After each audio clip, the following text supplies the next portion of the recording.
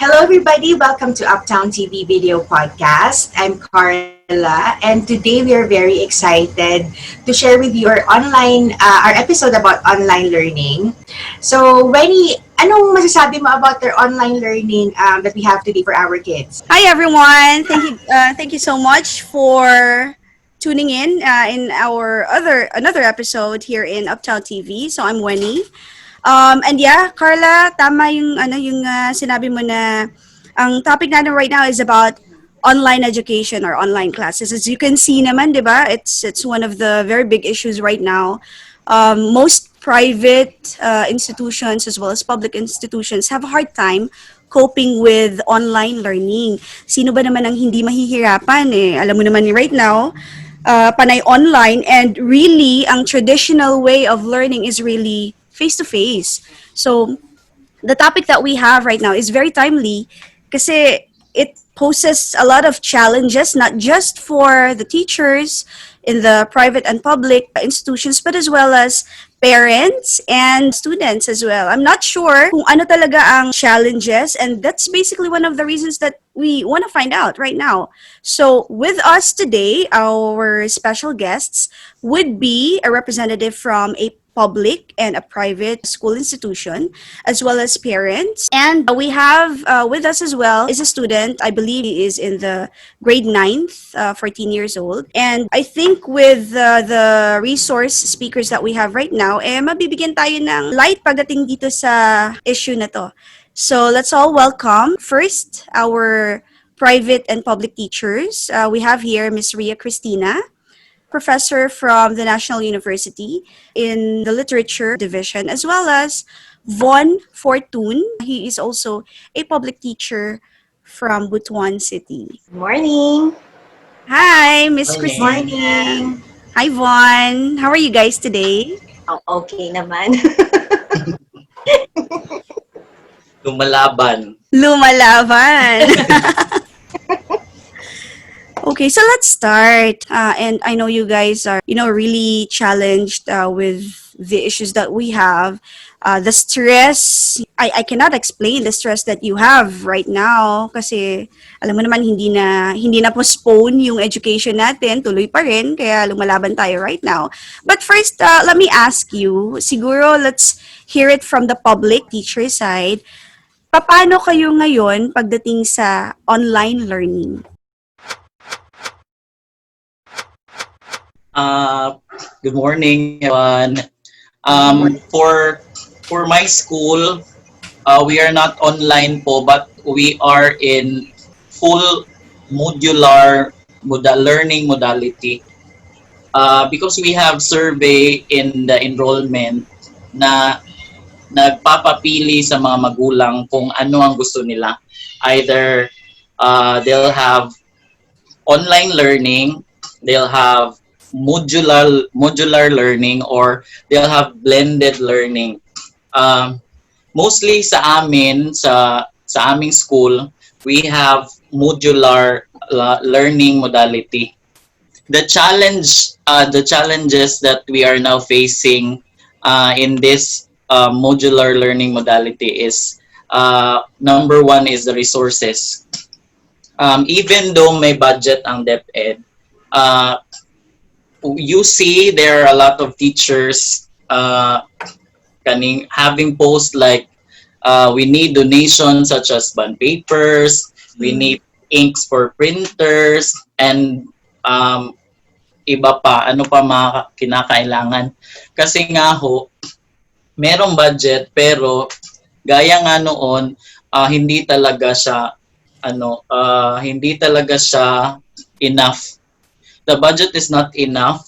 Kung kukwentahin ko sa akin section pa lang, hindi na siya kakayanin dahil the modules are lesson 1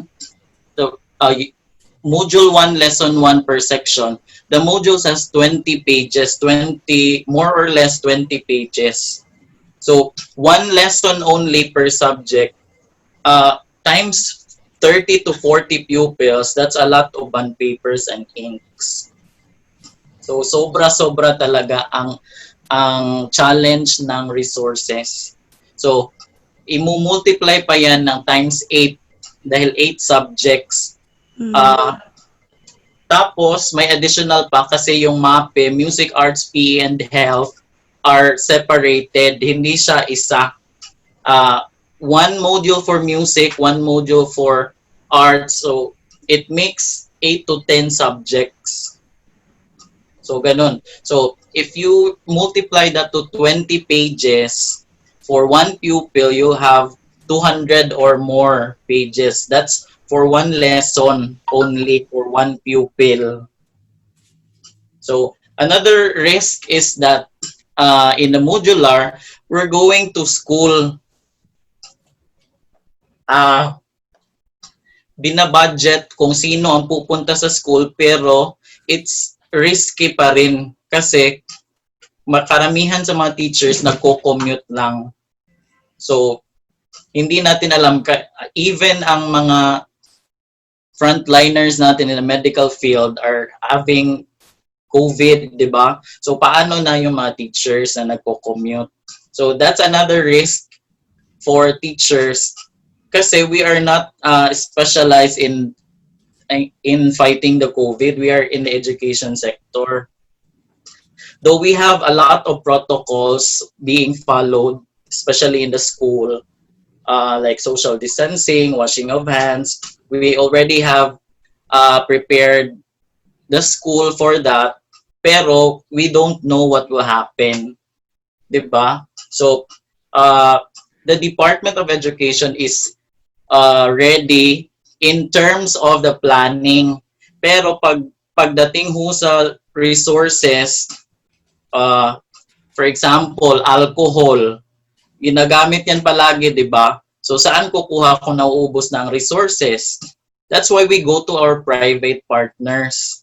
Like, sa mga donations, ganon. Another risk is, we say that pwede namang mag-reproduce sa bahay para less ang risk ng mga teachers. So, ang problema kasi, ginagamit ng mga teachers are their own personal printers and laptops. Yes, resources. Tapos, when you say printing in the household, mahina yung reproduction kasi nga printer yung gamit. Hindi gaya ng sa school, may photocopier, may riso machine, madali at mabilisan yung production. So, sa bahay, mahina yung reproduction at saka yung resources, babalik talaga sa resources yung problem. Kami, mga teachers, ginagawa namin lahat kasi we believe that it is our responsibility to continue the education. We'll just have to follow strictly the protocols because we believe that this pandemic will not stop us to educate our pupils, our students. Thank you, Sir Von. Napaka insightful yung sinabi mo. Totoo yun eh. Actually, Carla, when I checked Facebook, you will see left and right yung mga teachers, they really ask for donations pagdating sa mga bond papers. And ako, prior to this, I was asking myself, bakit ganun? I thought, sabi kasi ng DepEd, diba, they are really prepared. They have either blended, they have the online, they have the modular, but they are ready. So, yun pala, kasi nga, kulang-kulang talaga sa resources. So, you've mentioned, Sir Von, you have 3 types of learning. You have the modular, you have the online, and you have the blended learning. So, sino-sino lang. So you're trying to say na naka-ready talaga si DepEd. So for those students that have the gadgets, that have the resources for an online learning, naka-ready yung modules for the online learning. Yes po. Okay. Merong available na tsaka noong June pa lang, tinay na kami. Ang dami-daming webinars na inattend namin from June 1 up to now. Meron pa rin mga webinars for the online learning, for the modular learning, and for the blended. And DepEd is also preparing for the TV and the radio. It's ongoing po, instruction. Okay. So you were saying na based dun sa sinabi ng Deputy Secretary natin, you are really ready. The school is really ready. The Department of Education is really ready when it comes to online learning. The only thing that siguro is not really prepared is the resource for the modular. Kasi nga consumable lahat ng papers. So the moment that you reproduce the paper, you give it out, nauubos siya and you have to restock again and print again, so on and so forth. So it's really the modular na nagkaroon tayo ng challenge. Yes po. Siguro with the shift, nakita ko yung interview ni Secretary Biones na we are taking much of the papers, baka maubos yung kahoy natin dahil sa modular bond papers. We'll have to shift from modular to the blended which has TV and radio instruction. Siguro maliles na ho yun. But with the signage of the Bayanihan 2, I think the DepEd has budget to that, additional budget for the modules. I hope so. Yeah, we're hoping to. Okay. So, ang question ko naman is, what were your considerations sa school mo kung bakit modular yung pinili niyo? Why can't you shift to online or blended? Before we implemented our learning modality ho, during the enrollment time, there is a survey to the parents. They will fill up a form. Andun ho yung anong gadgets ang available sa bahay, sino ang magtuturo sa mga learners, sino ang kayang magturo, ganun, at ilang oras kaya, ganun. Nakuha ho namin na ang sagot ng mga parents mostly sa amin is modular.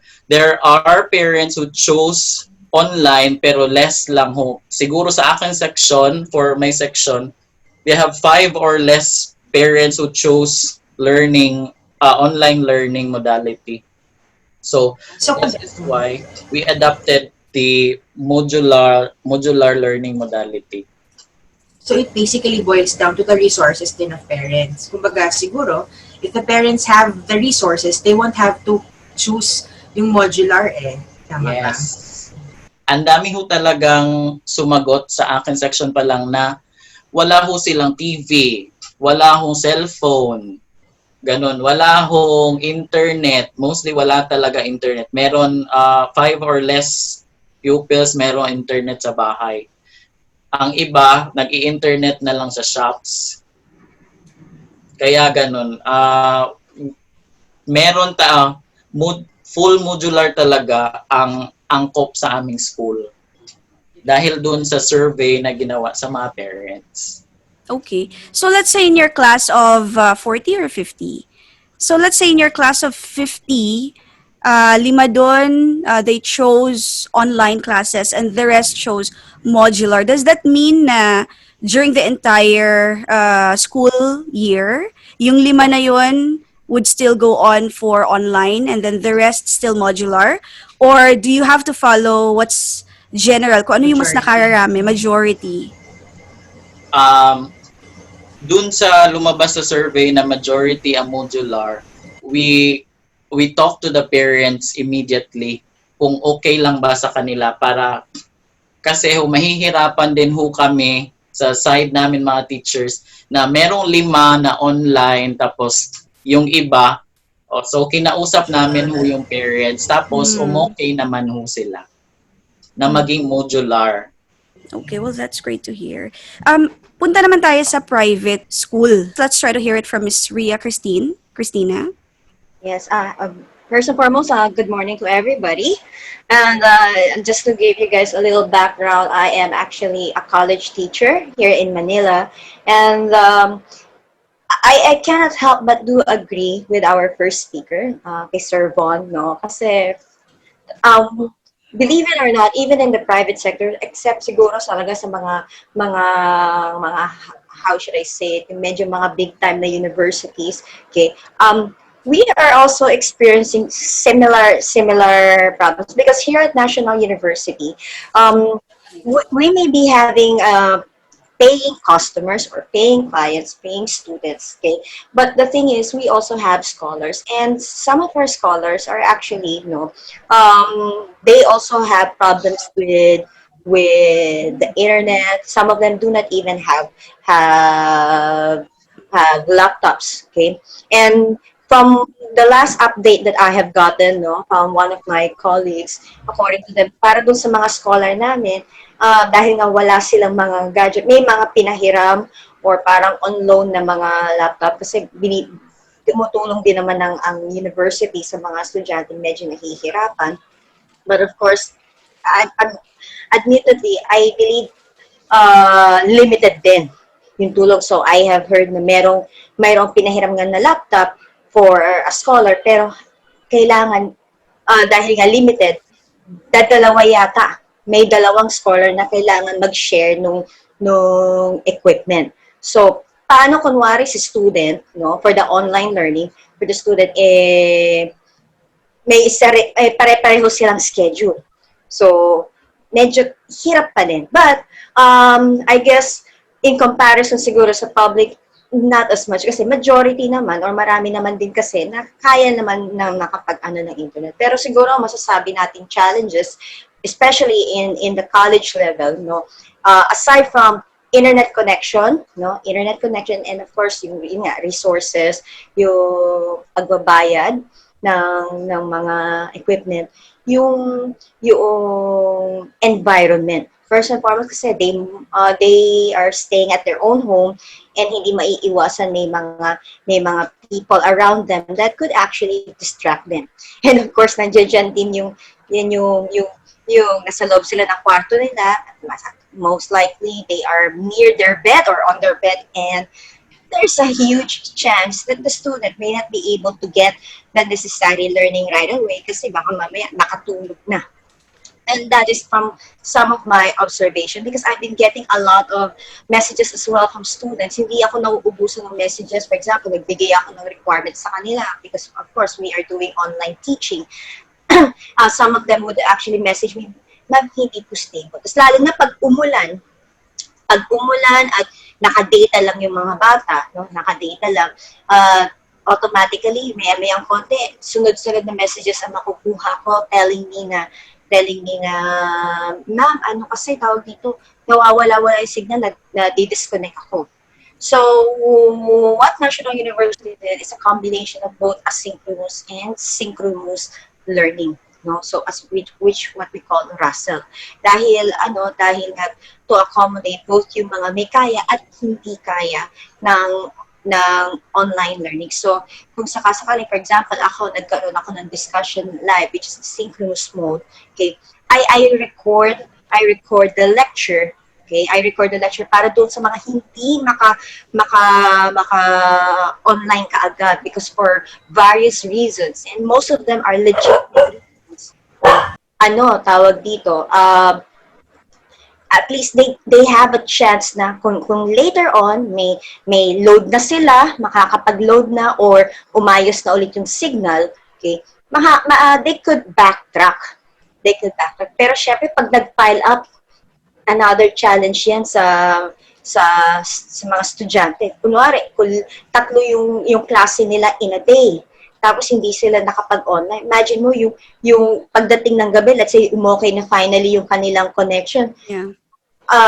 3 klase yung kailangan mong i-absorb ng sunod-sunod. So it's really talagang maraming challenges. And that is alone on the student side as far as my observation can say, no? At least yun yung right now on the top of my head I could say because just yesterday I had my online class and dahil umulan nga kahapon, talagang nai-interrupt yung aking Data, internet. yeah, may internet. And of course, yung internet mga bata, nakikita ko doon sa log ng sa log lang namin, may papasok, the same student na pumasok, may ang content, just a few minutes or few seconds, biglang mawawala. And then they'll be messaging, ma'am, hindi stable yung aking connection, ganyan. So, imagine. And some of them are actually, dahil kasi nga tayo ay online, some of them went home to their provinces. And unfortunately, let's say sa kanilang location, hindi kasing stable ng signal in comparison, let's say, here in Manila. So, yun. Sa part naman ng teacher, quite similar. Ako mismo nakaka-experience ng minsan bigla na lang nawawala ng internet. Twice na in the middle of my discussion with my students, no? While I was giving them instructions, biglang nawawala ako, and then pagbalik ko, ang daming messages ng mga bata, ma'am, nasasaan ka na. So, nawawala yung momentum, both in the part of the student and in the part of teacher. But I guess, ito yung mga masasabi kong minor challenges. I would say, na pinakamalaking challenge ngayon ng mga teachers in this online learning ay yung how to make the lesson, okay, as interesting, okay, as possible. Kasi nga, ako personally, I cannot speak on other teachers, no, pero ako personally, I take into the account na, nako, online to, baka hindi makinig yung mga bata, or oo nga, naka-login nga, pero may konti, aalis-alis sila. So, how can I make my lesson more interesting to them, to make sure na they will be glued in, and hindi magdo-doze off, hindi madidistract ng kung ano. Not to mention yung kumakain pa, additional distraction yan, di ba? So, yun. I will have to make sure that my materials, okay, na ginagawa ko ay very engaging, okay, very visual, and kung madadagdagan ko pa ng audio, okay, I do so. Another challenging is yung technical capability ni teacher. Kasi I've been teaching for almost 21 years, no? I've been teaching for almost 21 years na. And you can just imagine, no? You can just imagine na medyo yung knowledge ko when it comes to technology, when it comes to the computer, I must say very limited. May pagka old school kasi ako, no? So masanay ako na ang aking mga visual aid ay medyo, alam mo na yun, parang nalakartulina ang dating. Sanay din ako doon sa mga as it on paper na class record. So you can just imagine na except for those siguro yung mga medyo mas modern na teachers na, yung mga younger teachers na medyo na-equip na sila ng computer lessons. Unlike me, wala ko niyan eh. When I was in college or when I was in high school, we didn't have computer class. At kung meron man, basic things lang. Yung mga mas do like typing, alam mo, yung mga clerical works lang yung naituro sa amin. Pero yung how to do a PowerPoint presentation, and when I was in school, hindi naman ako naturuan yan. So pretty much everything is self-learning. So hindi lang si student nag-aaral, pati si teacher nag-aaral. And during the time that we had the ECQ, no, one of the things na dahil alam ko mag-online, one of the things na I really did was to attend as much webinar, yan, kagaya nga ni Sir Von, as much webinar as I can, kasi like I mentioned, hindi ako well equipped, no, when it comes to online teaching. So talagang very very challenging. And one last thing siguro, again, on the top of my head, one of the things na napapansin ko is yung mismo application na ginagamit ay for some reason ay nagkakaroon din ng technical difficulty. And I guess aside from the internet connection, we at National University, we use MS Teams as our online platform. And ako napapansin ko for the last few days, for this week only, no, for this week, there are days na mismo yung MS Teams namin na ginagamit ay nagkakaroon ng technical difficulty. All of a sudden, yung online presentation ko nag-freeze. may time din na yun nga ako mismo hindi maka-log in for some reason. I don't know if it's the same with other platforms. All I'm saying is it actually happened. So if given the chance to choose, no, I would say it will always be wala pa rin makakatalo sa face to face meeting. No? Not to mention na halos gastos na ngayon lahat ni teacher ang mga resources niya kasi matahin mo, especially ang init ng panahon. Ang init ng panahon, so naka-aircon bigla si teacher unlike before, di ba? Unlike before, usually pag private school, aircon ang classes. So, I don't have to pay for that. Pero ngayon, wala akong aircon eh. So, I use fan. So, minsan, I tried this, no? Nag-electric fan ako. Nung pinakinggan ko yung recorded session, nag-feedback yung electric fan to the point na ako mismo ay na-irritate. Kaya sabi ko, kung ako mismo teacher ay na-irritate doon sa recorded, what more yung mga bata? No, what more yung mga estudyante na makikinig doon sa recorded session at instead na makapag-focus doon sa lesson na binibigay ko, ang maririnig ay yung feedback ng electric fan. So, sobrang daming challenges na ngayon talaga. So I would say siguro if I'm going to give my final recommendation, except siguro sa mga laboratory based classes, okay, mga laboratory or mga professional mga prof ed kung tawagin, professional education, meaning yung mga major subjects that would also require a hands-on approach, okay? Yung mga lecture based classes could be a combination of both online and face-to-face, at least until everything becomes safe. So that's pretty much what I'll say about the matter.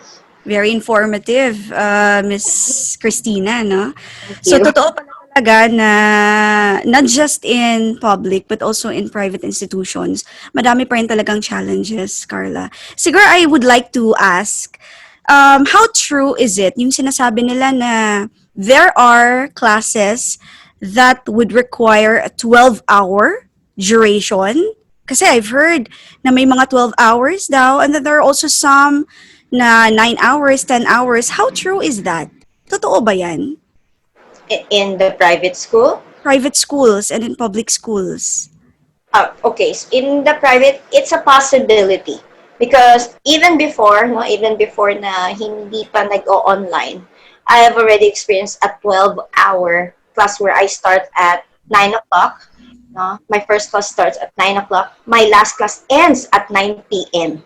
So, yung sa college level kasi hindi naman unheard of yung night classes, di ba?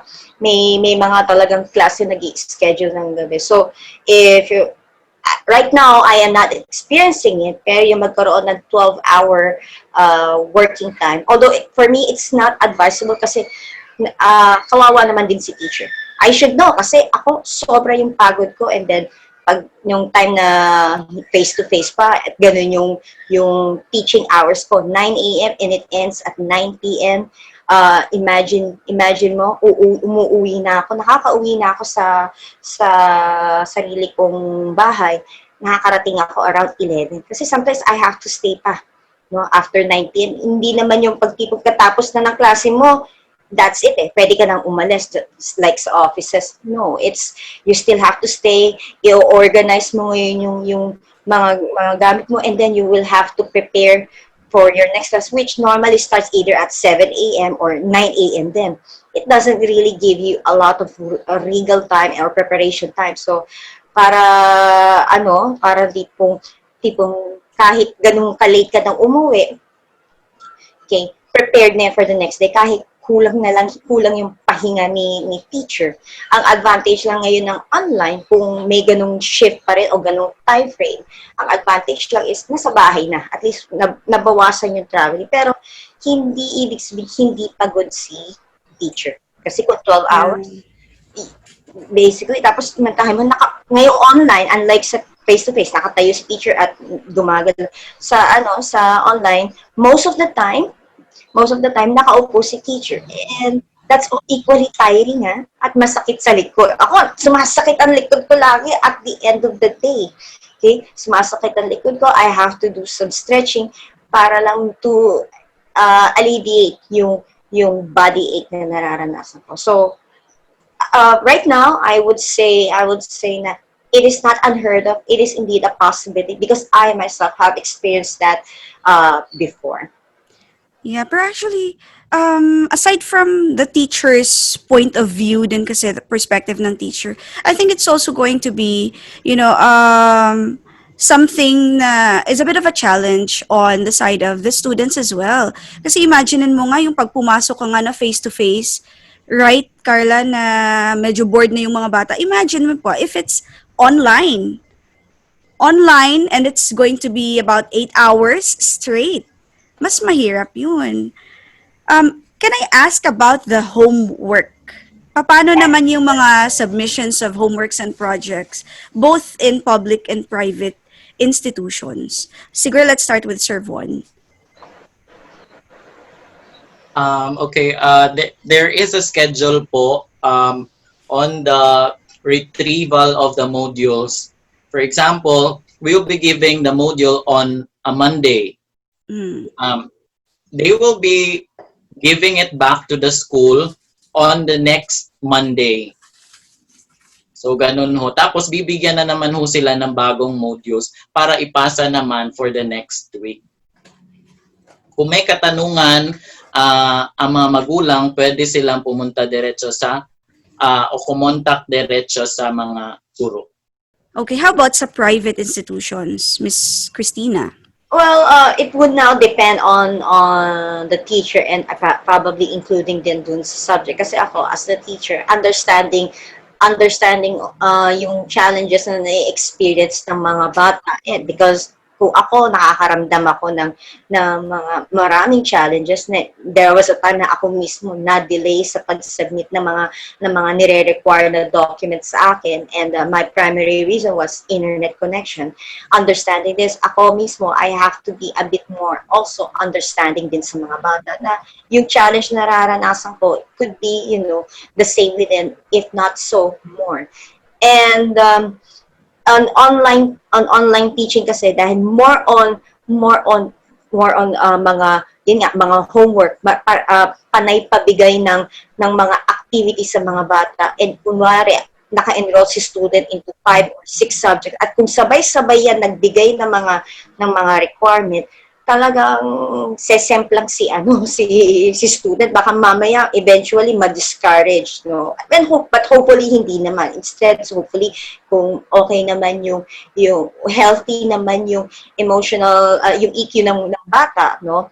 They would take it as a challenge. So ako mismo, if I give them requirements to accomplish, I study the kung gaano kabigat to. And kung ako mismo gagawa, how long will I be able to accomplish considering marami akong possible na subjects na hawak, and then magbibigay pa ako ng, let's say, na additional week. So, for example, sa isang activity ko, this can be accomplished in 1 week. In a normal circumstance, I would give it at least 2 weeks, taking into account na baka mamaya walang internet si student on supposedly deadline. And even if I set deadlines, I still accept late work. Kasi nga, may mga student na how should I say it, na sasabi na, ma'am, hindi ko po maipasok kasi hindi ko po mabuksan yung MS Teams.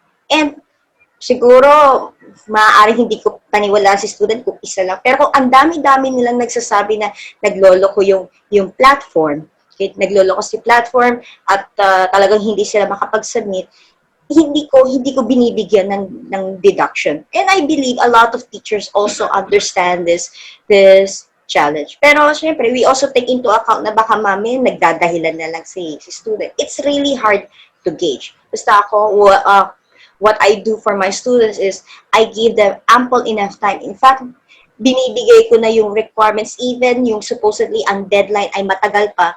As early as now, ay kunwari ang deadline niya or ang dapat niyang ma-accomplish to ng November, let's say ganyan. ngayon pa lang binigay ko na. Para definitely wala nang excuse si student pag hindi niya na-accomplish yun. And I always encourage them na dahil marami kayong requirements, gawin niyo na lang gawin. Okay? So, ako, kung kaya kong tapusin, ibigay yung mga requirements ng earlier period, I do. Kahit napakatagal pa noong requirement. Kasi talaga marami tayong consideration na dapat ibibigay eh. Yeah, so it all boils down Question to ako. really consideration. Yes, Carla.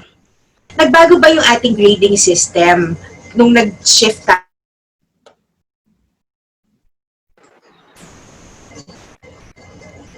If I understood the question correctly, kung nagbago ba ang grading system ngayon dahil online ang ating learning. Yes. Sa National University, no, it's the same. But kasi we've been doing online already since nung nag-ECQ. So kahit na nag-ECQ, so syempre nagkaroon ng suspension ng klase. During that time, we were already in the middle of our third term. And then that was March. And then nag-resume ang aming klase ng April. So basically natigil ang klase namin ng 1 month. However, yung remaining period ng third term namin, natural, we were forced to shift to third term.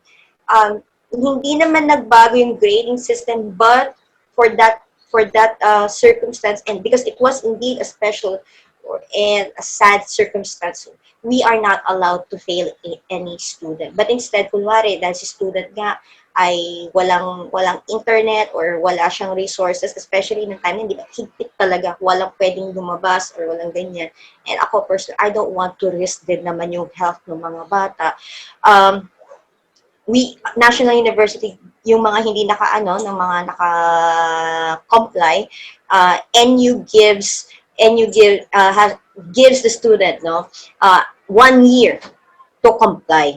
So meron kaming, instead of a failing grade, ang kanilang grade ay in progress, meaning they could still pass the subject as long as they be able to complete it within 1 year. Pero ngayong first term, although we haven't had the instruction yet if we are allowed to fail or not. Pero I think this time may possibility.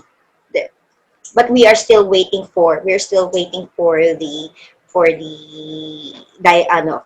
final decision coming from the upper management. But again, just to answer the question, no, there is no change. Ang nagbago lang is yung pag-fail sa mga student. And yes, nangyari ba yung may student na hindi talaga, yung nangyari ng ECQ, hindi nakapag-comply? Marami.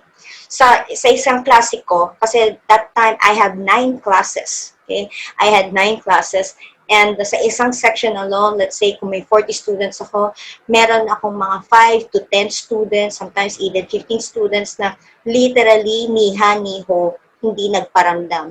And even though we tried to reach out to them, pero syempre dahil hindi naman namin, yung iba, for example ako, I don't have their cell phone number. Even though I requested it, I left all of my documents at school, no? Nung bago mag-suspension. So I don't have access to their cell phone. Hindi ako maka-reach out. Aside from posting on Facebook, nag-utilize kami ng Facebook, by the way, to do our online classes, announcement to reach out to them. Pero talagang ilan lang yung siguro sa total, out of let's say, 300 plus students ko, siguro, meron din ako almost 50 students na hindi talaga hindi ko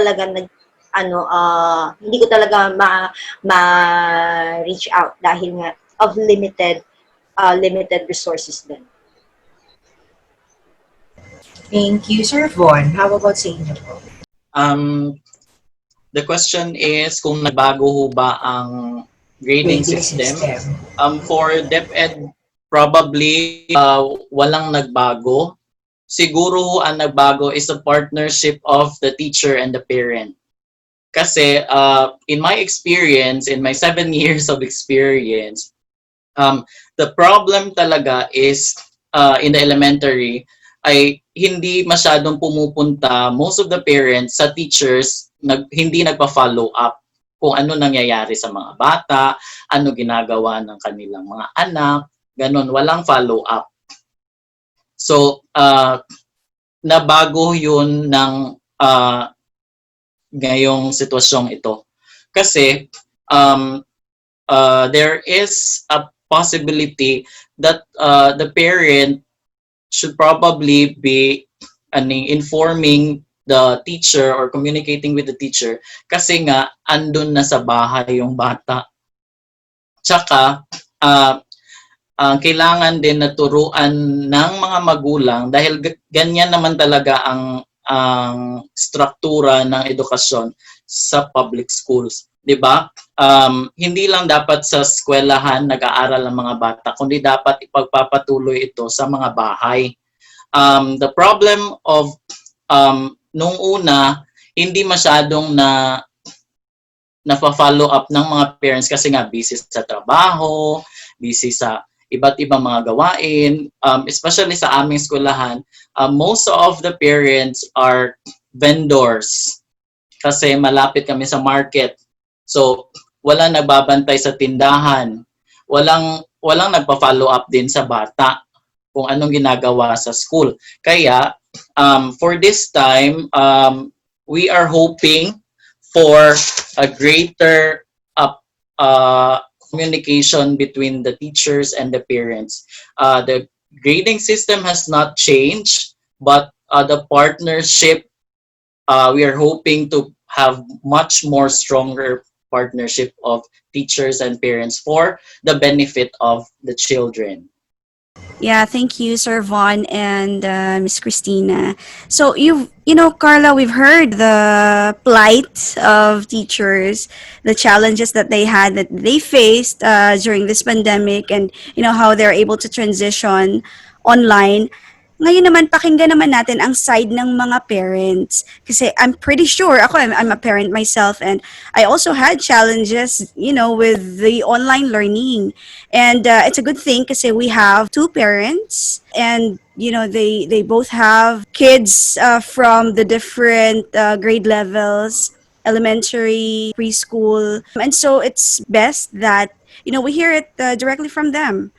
So let's hear it from Gisela Ria Garcia. She's a mother of four. She has four kids, elementary, kinder probably. Yeah. One is grade 2 and the other one is preschool. Nice. So Gisela Ria, can we ask, how are you as parent in this online learning for your kids?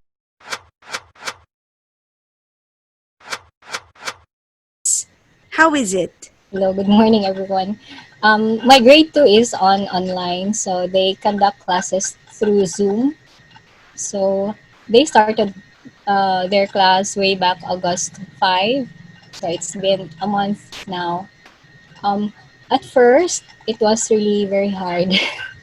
Like, when their classes started, since it was Zoom, so their activity was done through typing. Their answers, they were required to type. So during their first week, when I noticed, I go back to their school, I asked from their principal that if there's a way that they have to divert yung approach na yun, because the kids are not equipped to type, and yet they were expected to do so kasi online. But good thing the school had adjusted, so that was changed in a way. Yeah, so that was one thing. The other thing was the parents has to take a large part for the children, no, because it's not click lang. It's not na mag-click lang then they listen. It's not like that. The parents also has to help the kids cope up, like yung technicality, if nawala na yung connection, or the computer is crashing, or hindi nila makita sa Google Classroom what the teachers are talking about. So we really have to play a large role to be beside the kids, to help them because na frustrate kasi yung bata if they are lost, no, or sometimes they just cry or leave the seat. So there are mga ganun. Yeah. On my side, it's also very hard because during daytime, it's my sleeping time supposedly. So before, when they go to school, then I get my sleep. Now, it's totally different. I have to sacrifice that part because even though I know I have to leave them because they are supposed to be the one being in school, but it's not that easy. They have, it has to take time para they get to their own, no? So, even if it's already a month now, I still cannot leave my kids alone in their class. But I think it's an advantage because before, I just wait them to come home and I just think, ano kayang part ng school na nahihirapan sila so that we can further study at home. Now, it's real time. I know immediately which subject yung nahihirapan yung bata ko. So, after their class, I immediately follow up with them to discuss further. And those lessons that they find easy, we don't have to spend much time reviewing. So, I save on a lot of things. I save on spending on tutors. I save on spending money for their transportation going to school. And I think it's an advantage for a parent who's at home, but I cannot imagine if the parents are at work. It must be hard for them as well. Yeah, and for my other kids who is on modular, they are just being sent printed materials. So it's really the part of the parent to introduce to them everything. Like, yung teacher factor, wala na siya, Yeah. no? So, although I requested from their teacher that even my portion lang, like at least once a week, that the kids would see their teachers, it's still not possible because some schools are not equipped with the facilities to conduct online class. So, although it's that, we could have opted for other schools who could offer online class, but it's hard to immediately cut the relationship of the kids to their teachers. They would still look for their teachers, no? So, ganun, we just continue with the situation and bear with whatever there is available. So, even though we would tell the kids, maybe you just skip school muna because we enrolled her very late. We thought maybe next year na lang. But still, the kids would require, no, they would always seek na my teacher, my lessons. They would always try na look for kanang mag-eskwela sila. So yeah, it's just a sacrifice on the part of the parents. Thank you very much for that, Gisela. Actually, yeah. Even me, nahirapan din ako kasi I also have three kids in Don Bosco, and when they do their online classes, some of my three kids, they don't even turn on the webcam. And then magugulat na lang ako when I check, ano yan, ba't ka naka-YouTube? So, these things are really hard to control, especially if the parents are not there. So it worked for Gisela, I think, Carla, no? It worked for Miss Gisela simply because she's working from home. So she was able to monitor her kids. But paano naman yung mga parents na working and, Yes. don't have the luxury to sit with their kids during the online classes kasi nga they also need to work. So I guess let's hear from Miss Rhea Friol. She's also a parent of six. And with her, beside her actually is grade 9 kid, Yes. 14-year-old. Hi, Rhea. Hi, Miss Rhea. Oh, good morning, everyone. Hi, Miss Good Rhea. morning. Papa. Bali yun, yung sa amin naman, since public school sila and I have 6 children pero 5 pa lang sa kanila yung nag-aaral. Sa ngayon kasi, hindi pa, since sa public kami, hindi pa nag-start yung online classes. So, on our part naman, meron kaming internet sa bahay, luckily, and sila, meron naman din silang gadget like yung cellphone. Yun yung gagamitin nila for the online class. And since hindi pa nag-start kami, nag-ano pa lang sila, parang webinar. So kahapon nagkaroon ng orientation for sa pag-ready sa online class. Ang problem lang is sometimes nagkakaroon ng problema ng interruption sa internet. So, ayun, especially kahapon umulan. So, nagkaroon ng problem, hindi nakakasabay, naiiwanan, or nawawala sila. So, yun din yung siguro disadvantage na kahit may internet ka, kapag ka nagkakaroon din ng interruption, ng problem, so magkakaroon din ng epekto sa bata na mapoprostrate sila na nawala sila or may hirapan din agad makabalik or makasabay, unlike sa mga na stable yung kanilang connection or yung sa online na class na dinidiscuss sa kanila ng teacher. And then ang iniisip kong magiging problem nila ngayon, since 5 sila sabay-sabay, is yung space na kung saan sila pwedeng mag-online class na hindi sila madi-disturb. Tapos meron pa akong maliit na anak na 4 years old. Siyempre, may ano yun na parang curious siya sa kung ano yung ginagawa ng mga kapatid niya. Like kahapon, doon sa orientation, sumisilip-silip siya. So parang ano yung teacher, sino yung batang yan? Yan din yung sinasabi ng mga teacher na dapat kapag ka nag-start yung online class,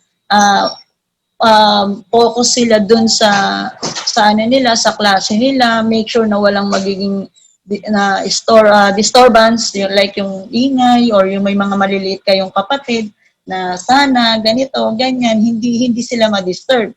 So ang magiging problem ko is kung paano ko sila bibigyan ng space na may kanya-kanya silang parang siguro parang cubicle na pagka online class nila, sila yung bawat isa sa kanila ay hindi madi-disturb.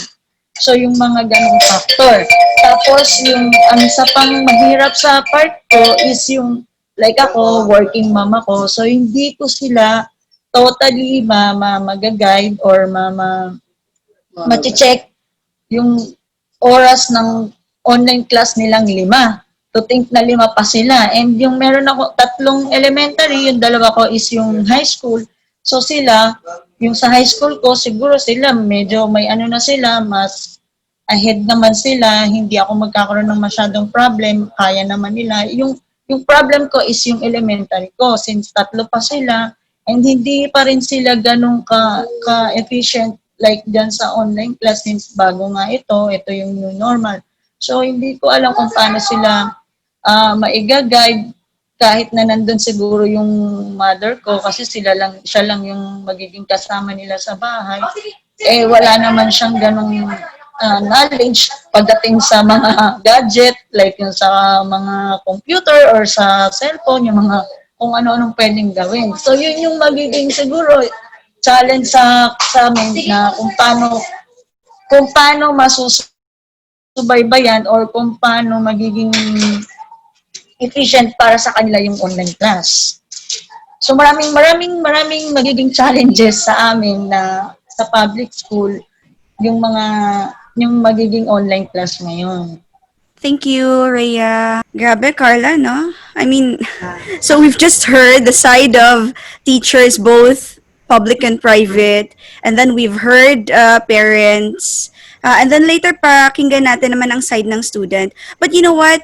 Isa sa mga naisip ko talaga na maging very challenging would be on the case of children going to school in an online setting na hindi pa marunong magbasa. I mean, yun ang pinakamahirap eh. Tapos gagawin pa nating online. So, I'd like to ask Miss Gisela Ria again, paano naman yung anak mo na ang topic siguro ng education is about ABC, yung paano pagsulat ng letter A, letter B, letter C, yung hawak ng mga pencils, yung 1, 2, 3, paano kaya yun online? I think that's one of the challenges eh. Kasi pagdating naman sa mga grade level elementary, kahit paano marunong na sila magsalita, marunong na magsulat. So definitely when it comes to addressing homeworks, I don't think it's going to be a big of an issue. But for children na wala pa talagang foundation sa 1, 2, 3 or ABC, paano kaya yun pagka ginawa pang online? Yeah, on my grade 2, they are taught to write cursive writing. Yeah, so it's difficult because the teacher would have to illustrate via Zoom on how to do it. But there are, as a parent, I try to seek other venues on how they will learn, like YouTube. Yeah, and I also have to learn it myself because I'm the one who would hold their hand to write.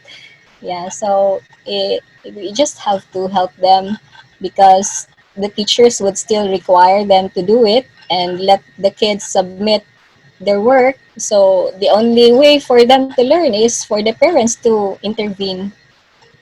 A very big part when it comes to online classes is really parents. Not so, yeah, both parents and teachers.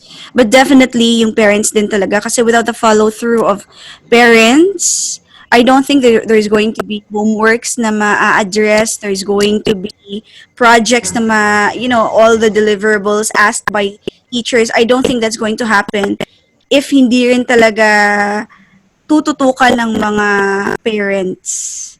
Ayun, tama yung sinasabi ni Sir Von kanina na ang pinakamalaking change is yung relationship ng parent and the teacher. So, yun yung, kasi before, di ba, more nakaasa tayo sa teachers, di ba? Since teachers talaga yung gumagawa lahat for our children. But ngayon, we as parents, parang nalipat yung majority ng hands-on sa parents. So, ang isang challenge na nakita ko din is like, as a parent, kung wala ka naman ding, first of all, time mo, kasi like, hindi lahat nga nasa bahay. Syempre, karamihan dyan, kailangan lumabas para magtrabaho din. So, yung time, and at the same time, yung tamang approach kung paano i-guide yung anak mo. Kasi wala naman, di naman lahat. May background sa education din yung parents, di ba? So, isa din yung factor kung paano natin mag-guide ng maayos yung mga bata.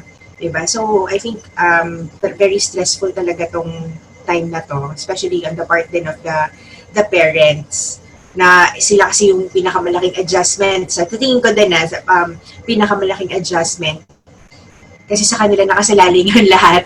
Diba? So, yun yung naging, yun yung insight ko about it. Yeah, pakinggan naman natin ang student, ang nag-iisang student natin right now. How is online education for you right now? Good morning po.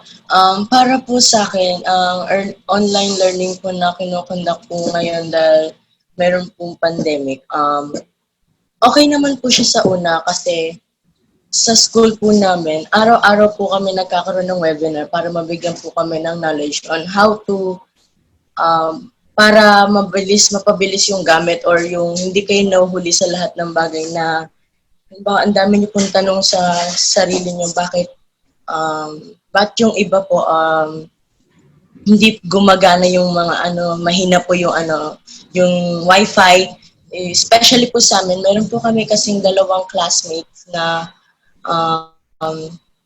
wala pong wifi tapos meron din pong financially problem, unlike kahapon po.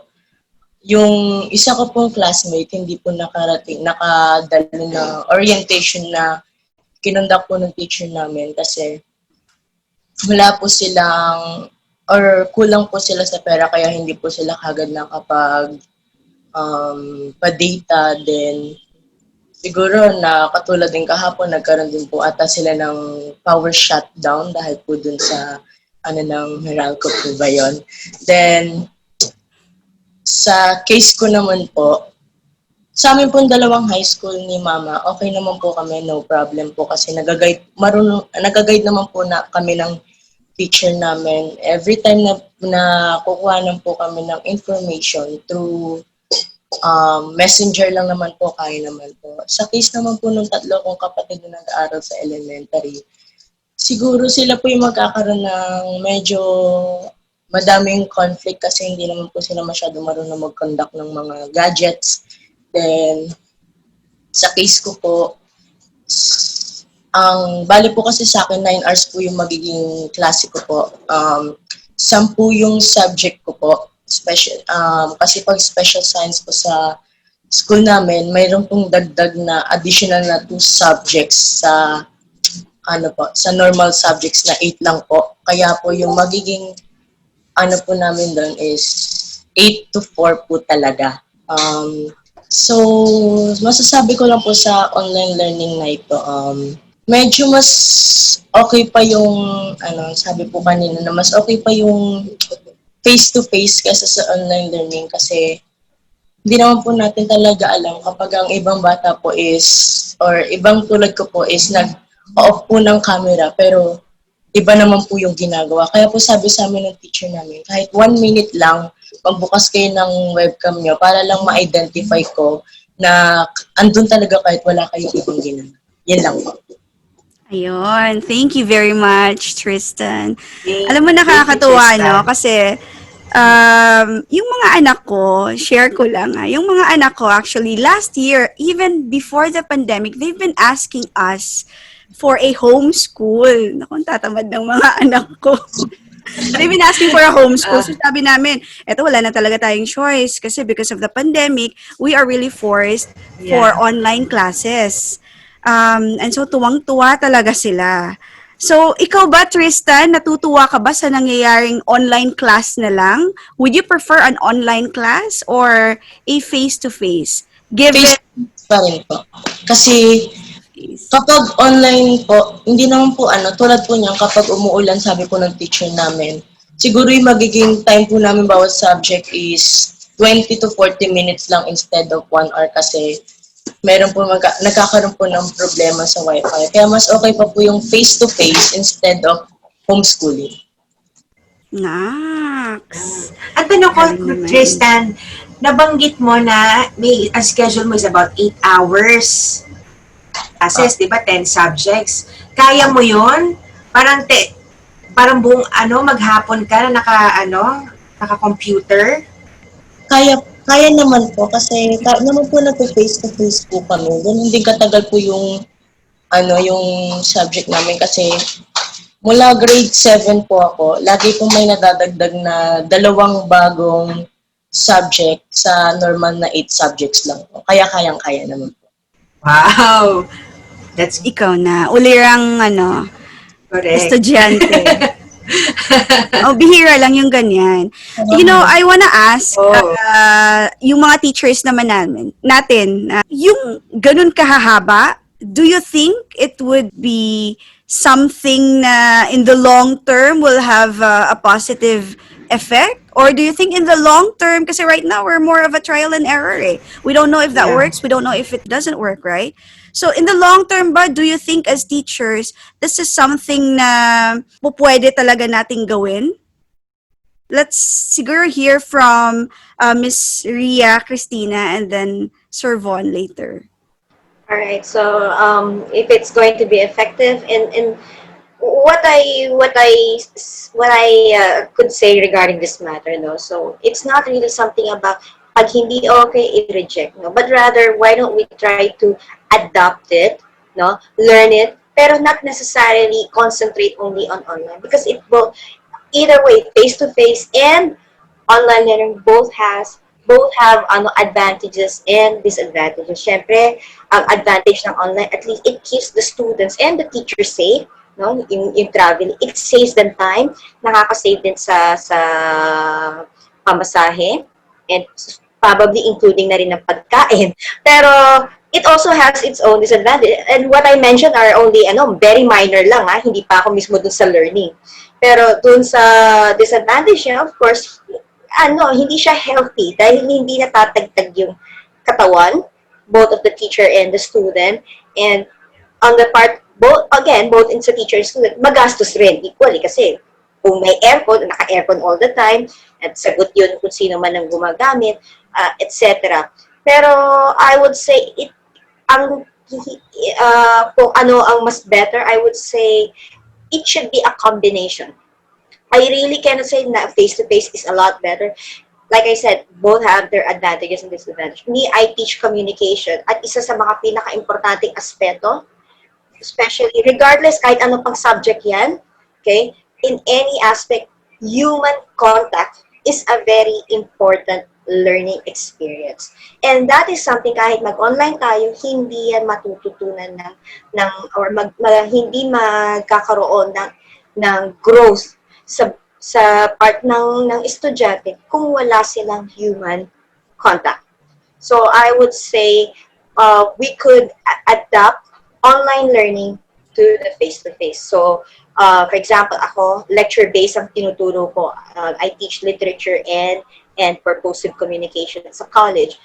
In comparison, let's say, sa mga younger learners, no? Akin kasi ang mga estudyante ko college. So, basically, they have to discipline themselves. Otherwise, problema nila ang pag-aaral nila. Hindi kagaya sa elementary high school, talagang kailangan pa ng guidance ng magulang para lang matuto si student. So, it's disadvantageous yun sa mga magulang kasi instead nakakapag-concentrate sila sa trabaho nila, no? And they also have to take care of their kids. So, nakikita and I can sympathize, no, dun sa mga magulang na ganyan ang kanilang sitwasyon. So, I think na it can be half-half. May time na, let's say, if we have several meetings na face-to-face, I think we can also adapt online. Lalo na kung pwede na i-online. Let's say, mga simple homeworks or assignments or kung lectures, pwede namang recorded para kahit ma-miss ni student, pwede niyang balikan. So, yun. Ako, personally, ang sagot ko dyan ay it's not really which is better, but rather, why not we incorporate both to make it, a better learning experience sa lahat ng involved. Okay. And how about you, Miss Sir Von? For me, siguro yung guide ko dito is the quote which says, the only constant in this world is change. We could not say that COVID, mawawala na agad yung COVID. Kasi sabi nga nila, COVID is here with us to stay. Probably, meron ng vaccine. Hopefully, we are very hopeful na babalik tayo sa face-to-face. Kaso nga lang, hindi natin alam kung kailan. So we have to adapt. I agree with Miss Christina that we have to adapt in the new normal because we don't know when will this end. No, we are risking the lives if we pursue face-to-face learning. So, kung meron na talagang vaccine, we'll be very happy to have face-to-face. We'll also, siguro during that time, naka-adjust na tayo sa online learning. So, ma-i-incorporate na yan talaga sa atin. That's all. Yeah, thank you, Sir Von. Thank you, Sir Von. Thank you so much, Miss Christina. Can I just add something? Yes.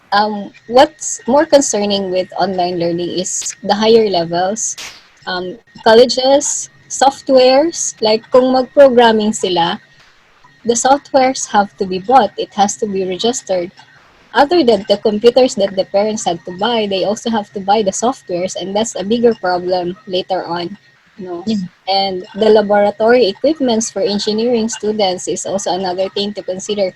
Would the school allow to bring these equipments at home? Na there are a lot of students to consider, so that must be really something pa later on they have to think about.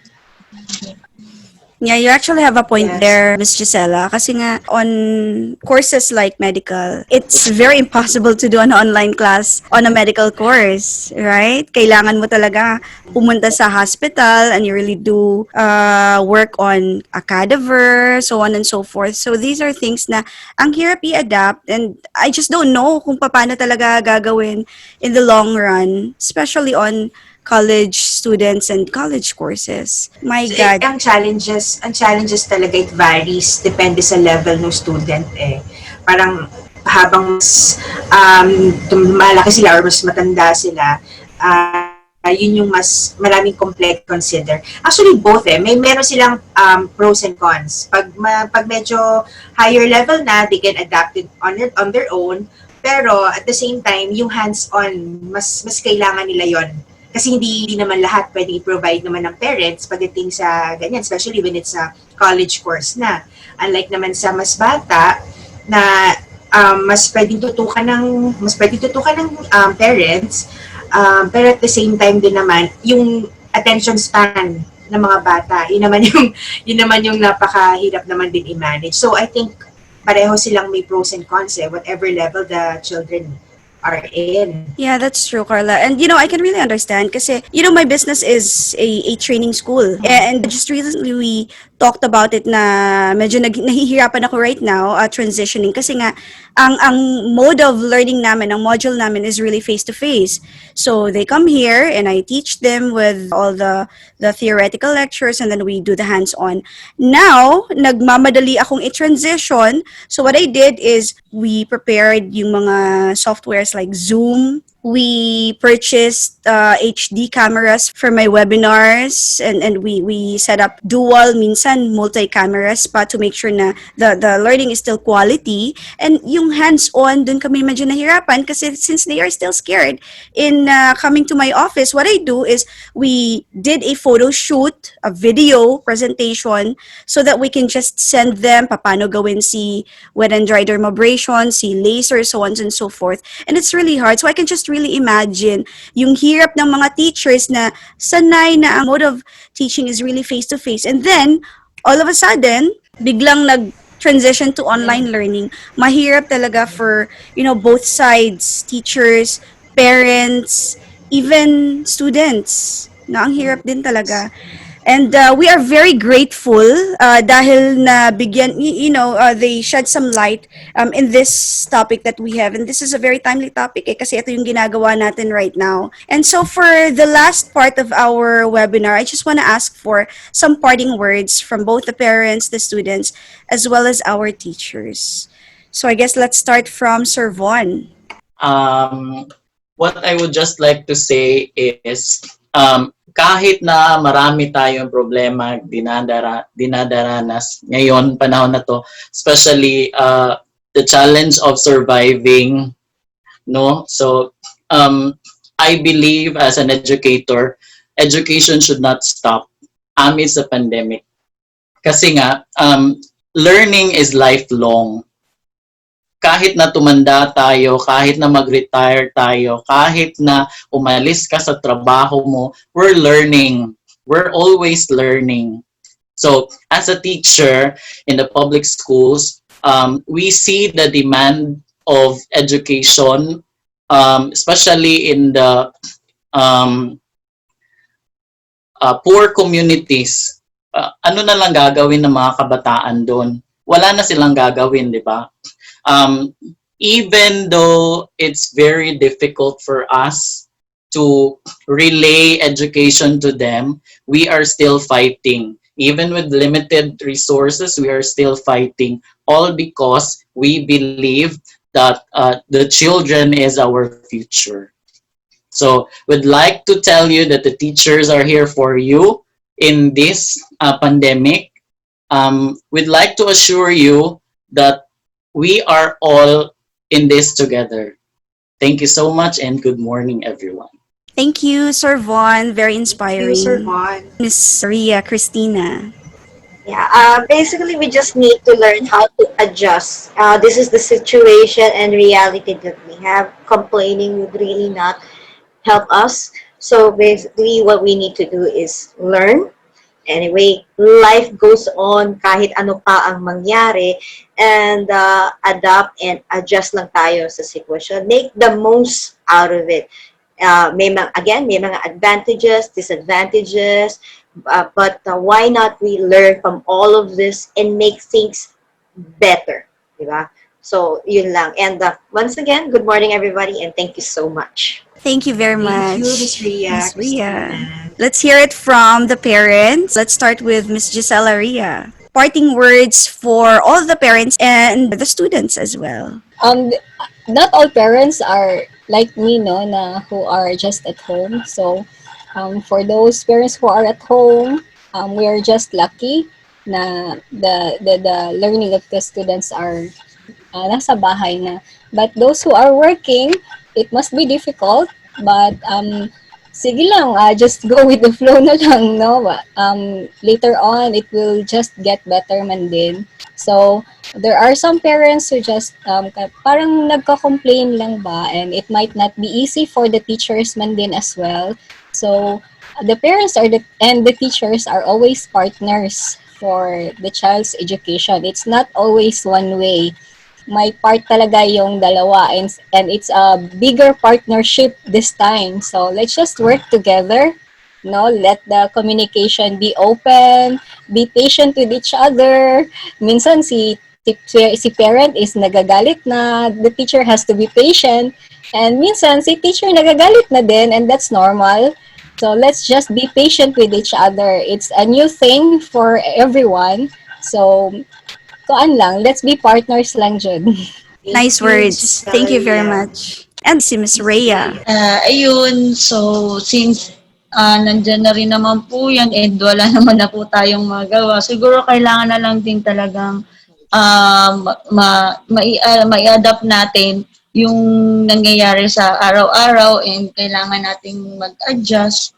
And siguro kailangan na lang din maging open-minded na yung ang maging relation na lang din is give and take kasi lahat naman merong mga sacrifices and yung mga difficulties na both ends like yung sa teacher, sa parents and yun sa student. So siguro intindihan na lang ba and maging open na lang din sa communication, just like kung magkakaroon man ng problem, kahit na gaano kahirap, like sa part ko, nagtatrabaho ako, siguro kailangan ko na lang din talagang i-adapt yung new normal na kailangan kong hatiin yung oras ko, hindi lang sa trabaho, yung oras ko bilang magulang, na kailangan ko pa rin i-guide, kailangan ko pa rin silang tutukan, and siguro ako yung yung sa akin mang galing yung initiative na pagkagaling ko even siguro sa work na kamusta mga anak yung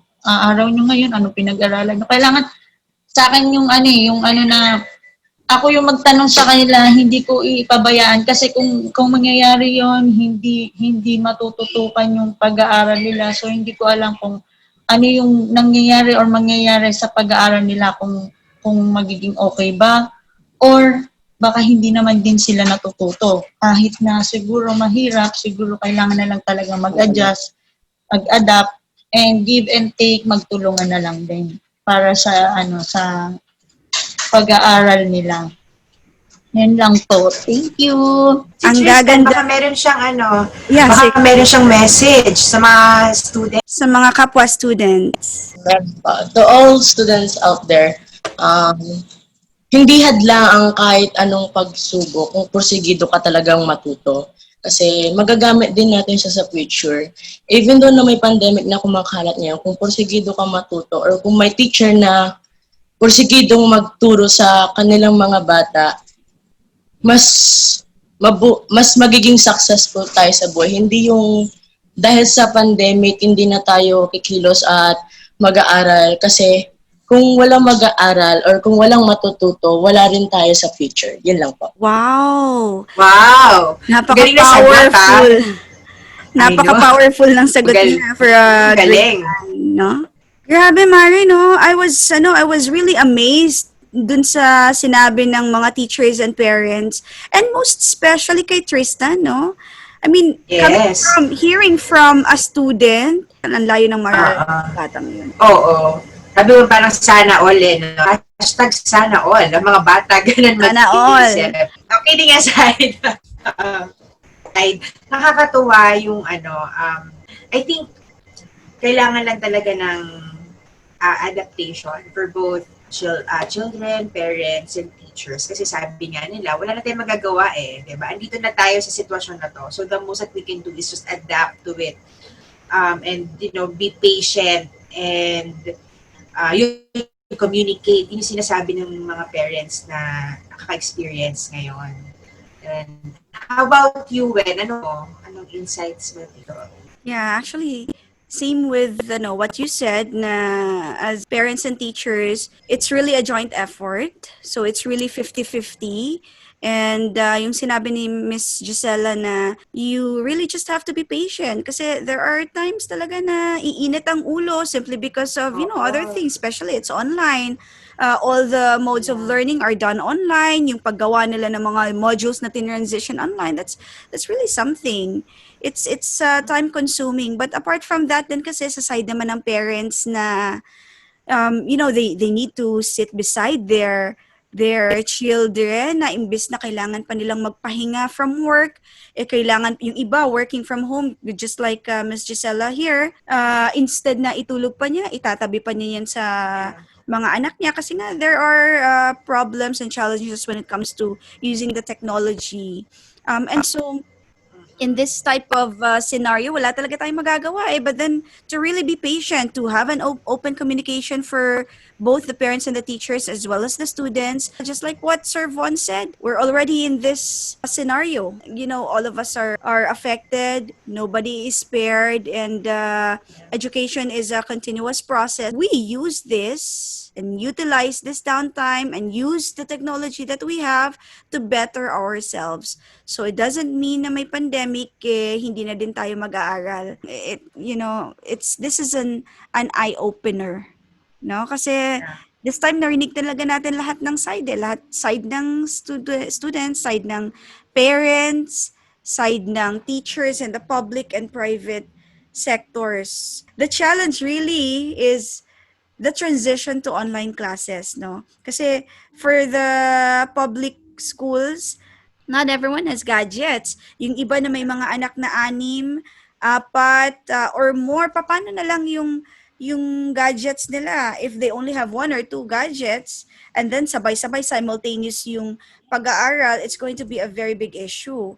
And then pagka hindi naman online, there's the issue on bond papers kasi it's more modular. And then papasok pa rin talaga yung mga teachers.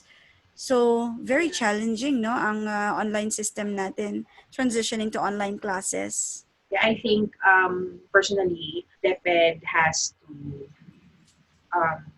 construct a more feasible system and process. Although, syempre ngayon, nandun nga tayo sa transition and trial and error. So, we're seeing what works and what doesn't, diba? So, I think itong school year na to is actually part of a experimental phase natin. So I think whatever that after this school year ends, whatever learnings or notes that we have or we learn from this the system itself is, I think, mas makaka-improve yun sa mga coming school year. So for this school year, I think kailangan na medyo maging patient. Everybody has to adjust. Everybody has to adapt. And ultimately, ang pinaka-priority natin is yung health ng lahat. Diba? So the most important thing is everybody is healthy. Especially mga anak natin. As parents naman, that's the first thing talaga na kailangan natin i-secure. Maraming sacrifices na kailangan gawin. Especially for those na working, that they cannot they cannot sit together with their children while they are doing their online classes. But it's all part of this adjustment and adaptation. Yeah, well said, Carla. All right, thank you very much for tuning in once again in our episode 5 entitled Online Education. And of course, you can watch the full episode in our YouTube channel. It's at Uptown TV. And stay tuned, follow us, like, and subscribe for more informative community discussions. See you guys once again for our next episode. I am Wenny. And this is Carla. See you guys in our next episode here in Uptown TV Video Podcast. Bye. Bye.